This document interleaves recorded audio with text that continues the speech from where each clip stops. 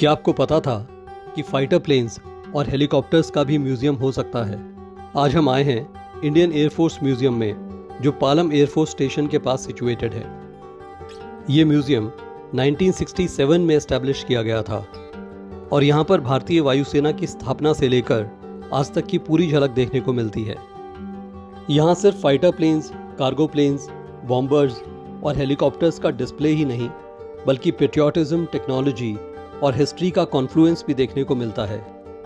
यहाँ का hanger area बहुत इंटरेस्टिंग है, जहाँ बहुत से फाइटर जेट्स देखने को मिलेंगे, जैसे हॉकर हंटर। ये एक ब्रिटिश जेट फाइटर है जो 1965 और 1971 के युद्ध में भारत द्वारा इस्तेमाल किया गया था। MiG-21 FL भारत का पहला सुपरसोनिक फाइटर जेट, ये 1971 के युद्ध में निर्णायक भूमिका में था। फॉलन नाट, छोटा लेकिन बहुत तेज फाइटर जेट, जिसे सेबर स्लेयर भी कहा जाता है, क्योंकि इसने पाकिस्तानी F-86 सेबर को ध्वस्त किया था।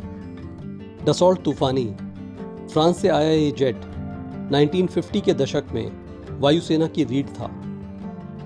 हेवीलैंड वेम्पायर, भारत का पहला जेट फाइटर, 1948 में पहली बार युद्ध में इस्तेमाल किया गया था। डकोटा DC-3, द्वितीय विश्व युद्ध के समय का ट्रांसपोर्ट एयरक्राफ्ट, जिसने 1947 में कश्मीर में भारतीय जवानों को पहुंचाया था।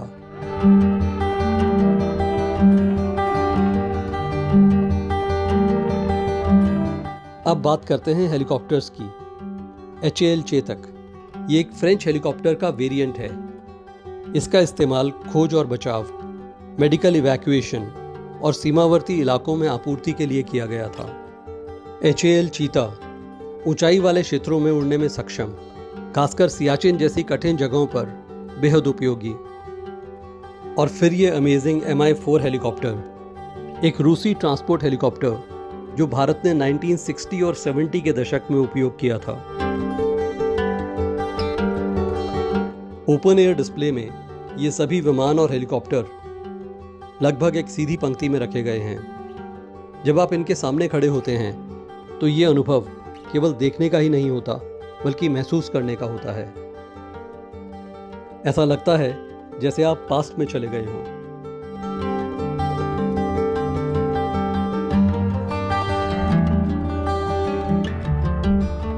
म्यूजियम में 1971 के बांग्लादेश वॉर और कारगिल वॉर के विशेष सेक्शंस भी हैं।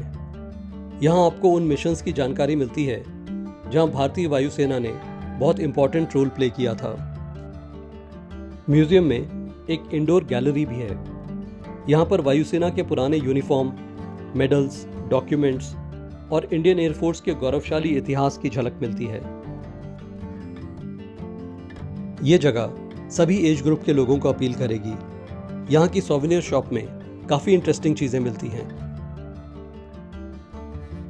फाइनली अंदर ही एक अच्छा कैफे भी है, जहां आप कुछ अच्छा समय बिता सकते हैं। जल्दी ही फिर मिलेंगे एक नई जगह पर। जय हिंद।